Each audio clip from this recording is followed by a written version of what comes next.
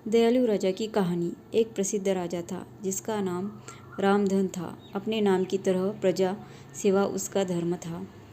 उनकी प्रजा भी उन्हें राजा राम की तरह ही पूजती थी। राजा रामधन सभी की निष्काम भावना से सहायता करते थे, फिर चाहे वो उनके राज्य की प्रजा हो या अन्य किसी राज्य की। उनकी ख्याति सर्वत्र थी। उनके दानी स्वभाव और व्यवहार के गुणगान उसके शत्रु राजा तक करते थे। उन राजाओं में एक राजा था भीम सिंह, जिसे राजा रामधन की इस ख्याति से ईर्ष्या थी। उस ईर्ष्या के कारण उसने राजा रामधन को हराने की एक रणनीति बनाई और कुछ समय बाद रामधन के राज्य पर हमला कर दिया। भीम सिंह ने छल से युद्ध जीत लिया और रामधन को जंगल में जाना पड़ा।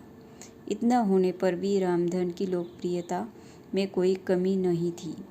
हर जगह उन्हीं की बातें चलती थी, जिससे भीम सिंह को चैन न था।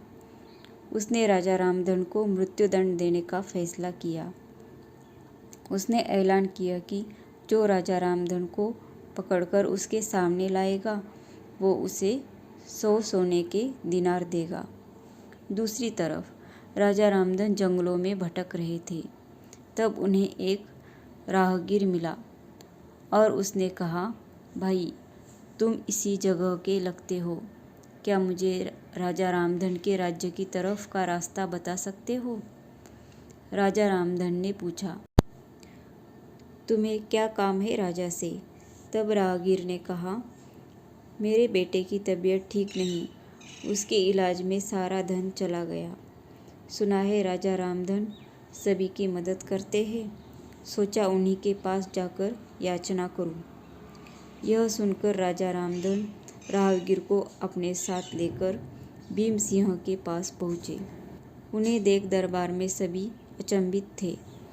राजा रामधन ने कहा, हे राजन, आपने मुझे खोजने वाले को 100 दिनार देने का वादा किया था। मेरे इस मित्र ने मुझे आपके सामने पेश किया है, अंततः इसे वो 100 दिनार दे दे।